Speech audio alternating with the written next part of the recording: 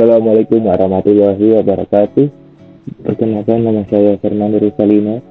Saya dari Sekolah SMK Negeri 1 Samarinda, kelas 11 akuntansi 3. Jadi kali ini saya akan menjelaskan tentang akuntansi pemerintah, yaitu kerangka konseptual akuntansi.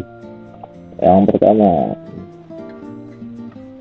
SKPD merupakan sistem akuntansi yang diterapkan pada entitas akuntansi. BKD merupakan sistem akuntansi yang diterapkan pada bendahara umum daerah.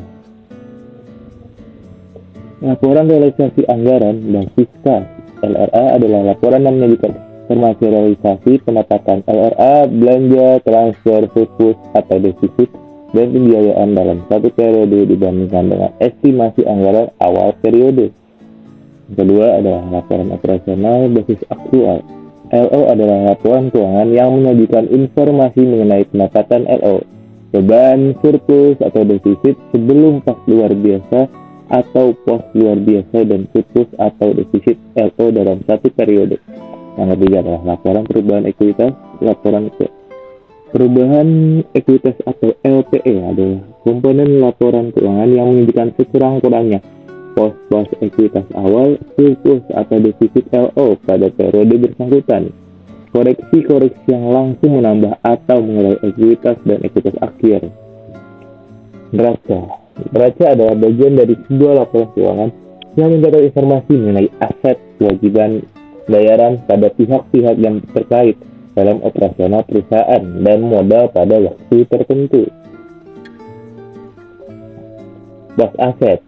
Aset lancar, kas di bendahara penerimaan, kas di bendahara pengeluaran, piutang diakui saat terbitnya surat ketetapan persediaan beban dibayar di usaha.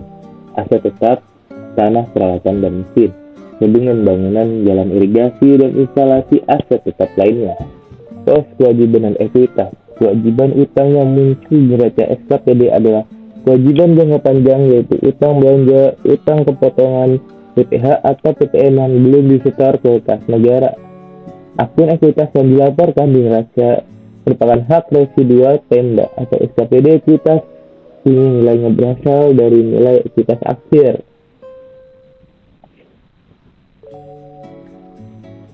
Contoh format LRA. Berbedaan dengan LRA SKPD.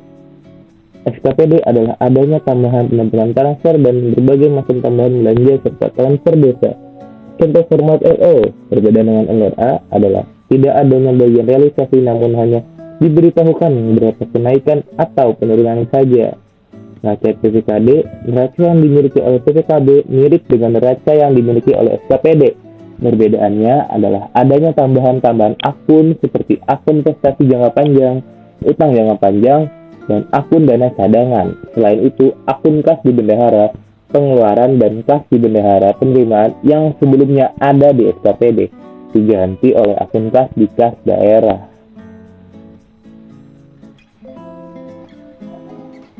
Laporan perubahan saldo anggaran lebih. LPSAL adalah laporan yang menyajikan informasi kenaikan dan penurunan sal tahun pelaporan yang terdiri dari sal awal, silpa atau sikpa, koreksi, dan sal akhir. Laporan arus kas. LAK adalah laporan yang menyajikan informasi mengenai sumber penggunaan perubahan kas dan setara kas selama satu periode akuntansi, dan saldo kas dan setara kas pada tanggal pelaporan. Laporan arus kas PPKD. LAK PPKD memiliki struktur yang mirip dengan laporan arus kas pada akuntansi komersial biasa. LAK PPKD akan menunjukkan informasi kas sehubungan aktivitas operasi investasi, pendanaan, dan transitoris. Aktivitas transitoris adalah aktivitas di mana kas yang diterima atau dikeluarkan sebenarnya bukan milik pemerintah daerah, namun milik pihak ketiga. KAUK. Penyajian informasi tentang penjelasan atau daftar terperinci atau analis atas nilai suatu kos yang disajikan dalam laporan realisasi anggaran dan neraca. Termasuk pula dalam KAUK adalah penyajian informasi yang diharuskan dan dianjurkan oleh standar akuntansi pemerintah, serta penguapan lainnya yang diperlukan untuk penyajian yang wajar di atas laporan keuangan. Kerangka konseptual akuntansi pemerintah, konsep dasar penyusunan dan pengembangan akuntansi pemerintah, SAP, standar. Yang pertama yaitu acuan bagi komunitas standar akuntansi pemerintah, penyalur laporan keuangan, pemeriksa, dan pengguna laporan keuangan dalam mencari pemecahan belum diatur dalam pernyataan pemerintah atas suatu masalah yang standar akuntansi. Yang kedua adalah tujuan kerangka konseptual. Yang ketiga sebagai standar dalam melaksanakan tugasnya. Yang keempat sebagai penyusun laporan keuangan dan menanggulangi masalah akuntansi yang belum diatur dalam standar. Yang kelima sebagai aturan pemeriksa dalam membantu dalam memberikan pendapat apakah laporan keuangan disusun sesuai dengan standar. Yang keenam adalah sebagai sang pengguna telah menafsirkan informasi yang disajikan pada LK yang disusun sesuai standar. Jika terjadi pertentangan antara kerangka konseptual dan standar, maka keterkaitan standar diunggulkan relatif. Ruang lingkup kerangka konseptual.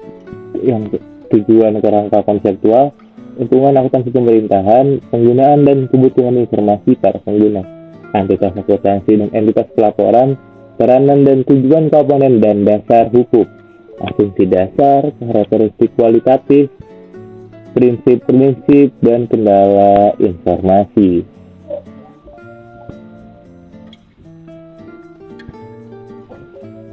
Informasi disajikan dalam laporan keuangan untuk memenuhi kebutuhan penggunaan masyarakat. Wakil rakyat pemerintah, lapor keuangan tidak dirancangkan untuk memenuhi kebutuhan spesifik pengguna. Akuntabilitas komponen, jenis laporan, elemen informasi, ketentuan perundang-undangan, pajak merupakan sumber pendapatan pemerintah, entitas akuntansi dan entitas pelaporan. Entitas akuntansi, unit pemerintahan, anggaran, kekayaan, kewajiban akuntansi, laporan keuangan. Entitas pelaporan lebih dari satu entitas akuntansi perpu, pertanggungan jawab, lab keuangan. Entitas pelaporan terdiri dari pemerintahan pusat dan daerah. Skill organisasi lainnya, laporan keuangan disusun untuk menyajikan informasi relevan mengenai posisi keuangan. Transaksi laporan keuangan terutama digunakan untuk nilai sumber. Daya yang dimanfaatkan untuk kegiatan operasional, kondisi keuangan, evaluasi efisiensi dan ketaatan terhadap hukum efektivitas.